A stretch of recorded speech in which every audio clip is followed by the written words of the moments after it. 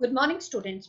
Today we are going to learn the first chapter of computer science, which is titled as Computer Fundamentals. We all know that computers are very important and they play an important role in our modern life. There is hardly any field where computers have not made their impact felt, whether it is education, business, healthcare, entertainment, or communication. आप लोगों ने अपने घर में अपने mummy papa के पास भी mobile phones देखा होगा और उन मोबाइल फोन में आप लोग इंटरनेट के थ्रू बहुत सारे गेम्स, चैनल्स, पिक्चर्स, वीडियोस और अलग अलग तरह के इंफॉर्मेशन को एक्सेस कर पा रहे हैं. कंप्यूटर्स सिर्फ घर पर ही नहीं बल्कि बड़े बड़े ऑफिसेस, स्कूल, कॉलेजेस, हॉस्पिटल्स और यहाँ तक कि बैंक और अलग organizations में भी यूज होते हैं. The computers available nowadays can process billions of instructions per second and can store a huge amount of information. But still, the efforts are continued to make better machines. पहले जमाने में एक computer एक बहुत बड़े कमरे के साइज का हुआ करता था, जिसको एक बार अगर इंस्टॉल कर दिया जाए एक तरफ तो दूसरे तरफ ले जाना मुश्किल होता था. लेकिन आज के डेट में आपका एक छोटा सा मोबाइल आप अपने साथ कहीं पर भी किसी भी जगह कैरी कर सकते हैं, इंटरनेट उस पर एक्सेस कर सकते हैं और उसे अलग अलग पर्पसेस के लिए यूज कर सकते हैं. So the computers are changing in its size, in its shape, and also in its speed. Computer is an electronic data processing machine which accepts data in its raw form along with the instruction which gets processed, and this process is electronically done and give back the useful information. Remember, it is input, process, and output. The raw data is given with the help of the input devices, which is processed in the CPU. Ultimately, you can see with the help of output devices. So the moment once when we are going to talk further, we understood that there has to be a data, the data that we can share. As it is said in the above definition, computer processes the raw information as per the instruction given to it. The raw information, the data that we are giving to the computer, which doesn't make much sense by itself, is called as data. The information, the data is processed as per the instruction. For example, 2 plus 3 is equal to 2 plus 3. When you add, the answer is 5. When you are giving the data, you have to type with the help of the keyboard 2, then instruction of plus, and then 3, then equal to. You can see on the monitor, the output will be 5. So the moment once when this processor processes the information, that is 2 plus 3, which is equivalent to 5, the processed data is as per the instruction and it gives you the output with the help of the given information. The output will show you the end result, that is of 5. The computer system consists of two main components, hardware and software.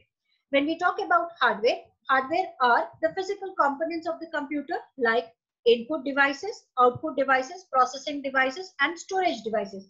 Remember, hardwares are those components which can be seen and which can be touched by the user. For example, the input devices, hardware devices which are connected with the computer to give the data instruction as an input to the computer are called as input devices. Example of input devices are keyboard, mouse, joystick, microphone, etc. Output devices. Certain example of output devices which are part of hardware are those which are connected to the computer and which gives the output or the information processed by the computer. These are called as output devices. Example are monitor, printer, speaker, plotter, etc. The third is the processing devices. The data in the computer which is processed as per the user's instruction to produce the useful result. This is done with the help of CPU. Therefore, this processing is done with a hardware component which is called as central processing unit. Remember, the central processing unit is divided into three parts. The control unit or CU controls the flow of information and the data between the CPU and other parts of the computer. Arithmetic logic unit, ALU, performs all types of arithmetic. Remember, when we talk about arithmetic, we are talking about addition, subtraction, multiplication, and division. and logical operations such as to divide and multiply, to do certain combinations of arithmetic functions together in order to get the result or the output. Memory unit, it stores the data or information and process the information in order to get the desired output. So whenever we are talking about the CPU, in the CPU, remember that there are three different units of the processes which happens, that is AU, ALU, MU and CU.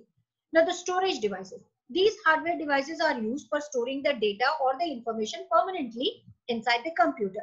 You must have seen the hard disk, floppy disk, compact disk, DVD, which is the short form of digital versatile disk, flash drive, Blu-ray disc, and pen drive, etc. Software. Now, when we talk about software, softwares are those which cannot be seen and which cannot be touched. Computer cannot work without the instruction from the user. Set of instructions which are used to perform a particular task by the computer is called as program. A set of program is called as a software. Unlike hardware components, you cannot see or touch the software. These softwares are divided into two forms. One is software, that is system software, and the other one is application software. Let us understand what is system software. System software is a set of programs that controls the working of your computer system. It acts like an interface between the user and the computer, and it helps the computer to understand the user's problem.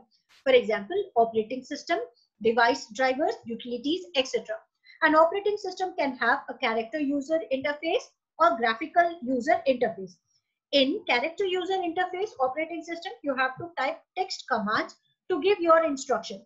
In graphical user interface operating system, on the other hand, it gives you the various options in the form of menus, icons, or graphic. You can select the option you want. So you do not need to remember the lots of command. GUI based operating systems are easy to learn and use. Remember, whenever you are attending the computer class, and the moment once when you open, you can see the different icons. Based on the icons, when you click the icon, for example, when you see a paint brush, when you click on paint, your paint, the paint room will get open. That is a part of GUI operating system. Disk operating systems, which are also popularly known as DOS, are also a part of operating systems with a character user interface. This was most popular operating system for the personal computers till 1994. Later on, Microsoft has developed the Windows operating system with a graphical user interface. It was first released in 1995 by the name of Windows 95. It is much easier to use as compared to DOS, since you do not have to remember many commands. Various versions of Windows which are available after 1995 are with lots of improvement in the Windows operating system. You can see the list of the different operating systems which were developed later after 1995. Windows 95, Windows 98, Windows NT, Windows 2000, Windows ME, Windows XP, Windows Vista, Windows 7, Windows 8, and Windows 10. Application software. Application software are the softwares which are designed to help the user in performing a certain type of work. One application software can help user to solve its one specific problem. Say for example, in your computer, you may have a calculator. With the help of calculator, you can do the calculation part. Similarly, in your system, in your computer system, you can install MS Office. In MS Office, there are different multiple options of using the MS Word, MS PowerPoint, MS Paint, or the other application-based software. So whenever you are using the different applications, with the help of the software are called as application software. Now let us understand what are liveware. The word liveware is a combination of live and ware. That is live plus ware. It refers to human beings such as programmers, operators, administrator, and computer user who program, operate, maintain, and use computer for various functions. Memory in a computer system. As you know, computer has a very large memory to store the information permanently for later use. This memory is called as external memory or secondary memory of the computer. But CPU does not interact directly with this memory. Data transfer to and from secondary memory is always done through primary or internal memory of the computer. Primary memory is directly accessible to the computer, that is, which directly works with the help of the CPU, and it is electronic in nature. That's why it is costly as compared to secondary memory. The examples of the primary memory are RAM and ROM. Random access memory, read-only memory. Random access memory is also known as read-write memory. Information can be written into and read from RAM. It is temporary in nature and the information is retained in it only as long as the power supply is on. Once when you switch off, the data will be automatically erased. ROM, that is read-only memory, it is a permanent electronic memory as it does not lose after information is switched off. This memory can also be used to read and you cannot write anything in it. ROM has some permanent instructions stored in it which helps in starting the computer. Cache file. It is high-speed temporary memory where the most recent or most frequently accessed data can be stored to avoid having to reload from a slower storage medium. The CPU and hard disk frequently use cache. It is used to enhance the performance of the CPU. Memory representation. Information in the computer's memory is stored in the form of zeros and one, which is also called as binary digit or bits. Combination of bits is used to represent the data and instruction in the computer memory. These combinations are of different kinds. Nibble. Group of 4 bits is equivalent to nibble. Byte. A combination of 8 bits which is used to represent a character is called as a byte. Word. A word is fixed sized group of the bits that are handled together by a machine. A word may be 8, 16, 32 or 48 bits or more. A word is a basic unit of data in the computer. 1 byte is too small to represent the memory of the present day computer. Therefore, higher units like kilobyte, megabyte, gigabyte and terabytes are used. The memory measurement of each of these are given in the box. So therefore, at the end, let us summarize that in this chapter, we have studied about a computer, which is an electronic data, helps in processing the information with the help of processing devices, which operates on raw data as per the instruction to produce the useful information. Hardware and software are the two main components of computer system. CPU performs all types of arithmetic and logical operations as well as control the flow of information in every part of computer. It is also called as the brain of computer. Storage devices like hard disk, floppy disk, CD, DVD, RAID disk, etc. are used to store the information permanently for later use. RAM and ROM are the two types of electronic memories which are directly accessible to the computer or with the help of CPU.